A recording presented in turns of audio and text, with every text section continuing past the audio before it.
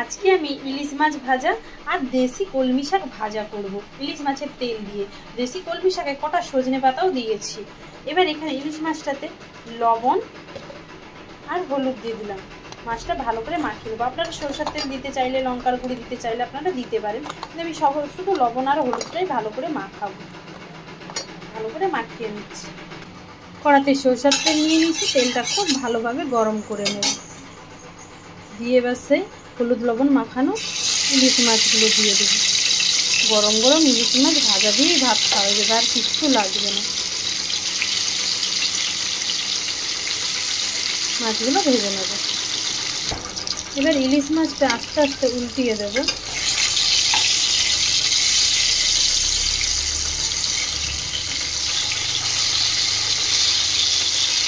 মাছটা একদম টাটকা, মানে এমনি ইলিশ মাছ জ্যান্ত পাওয়া যায় না, কিন্তু সেই তুলনায় খুব টাটকা। ভালো করে মাছ, আর আমার আবার ইলিশ মাছ ভাজাই না, তেলটাতে যখন খাবো এই যে একটু লঙ্কা দিচ্ছি, কাঁচা লঙ্কা। এই দেখুন আমাদের ওইদিকে ক্লাবের প্যান্ডেল শুরু হয়ে গেছে কালী পুজোর। ওই তো এখান থেকেও দেখা যাচ্ছে। এই দেখুন একদম আমাদের ঘরের ধারে।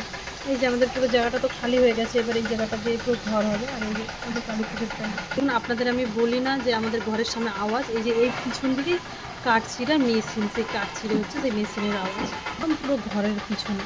এদিকে হচ্ছে ঘরের রাস্তা, একদম ঘরের সামনে। দেখুন মাছ ভাজাটা হয়ে গেছে, নামিয়ে নেব।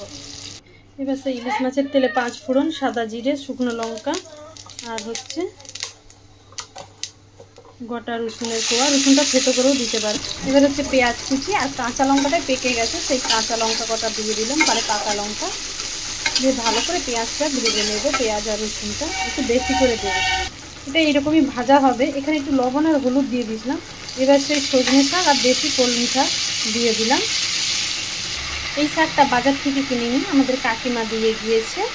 আর এদিকে হচ্ছে তোমার লবণ, হলুদ, সামান্য একটু চিনি দিলাম, দিয়ে শাকটা এটা ভালো করে ভেজে নেব। প্রথমে একটু ঢাকা দিয়ে দেবো, এটা নেড়ে।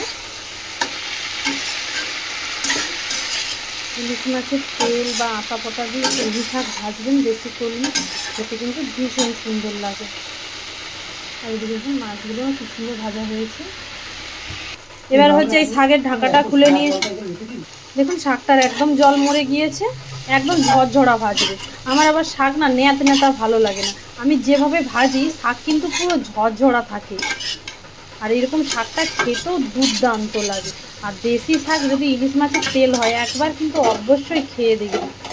আর এখানে তো আমি আজকে রাঁধুনি ব্যবহার করিনি, যদি হাতের কাছে কটা রাঁধুনি থাকে আপনারা সেটাও দিতে পারেন। আমি শুধু গোটা জিরে আর 5 ফোড়ন দিয়েছিলাম। এই দেখুন শাকটা একদম সিদ্ধ হয়ে গেছে আর একদম ঝরঝরা হয়েছে। এইরকম একটুও জল থাকবে না। এইভাবেই শাক ভাজাটা বেশি টেস্ট হয় ইলিশ মাছের তেল দিয়ে। এবার শাকটাকে আমি নামিয়ে নেব। খুব সুন্দরভাবে আমার শাকটা ভাজা হয়ে গিয়েছে দেখুন। আর পুরো যেরকম কালারটা হালি মকমক সেই রকমই কালার আছে, কালার কিন্তু একটুও চেঞ্জ হয়নি। আর একটু ঝাল লবণ হলে শাকটা গরম গরম ভাতের সাথে মাখিয়ে খেতে ভীষণ ভালো লাগে। আপনারা সবাই ভালো থাকবেন, সুস্থ থাকবেন। নমস্কার।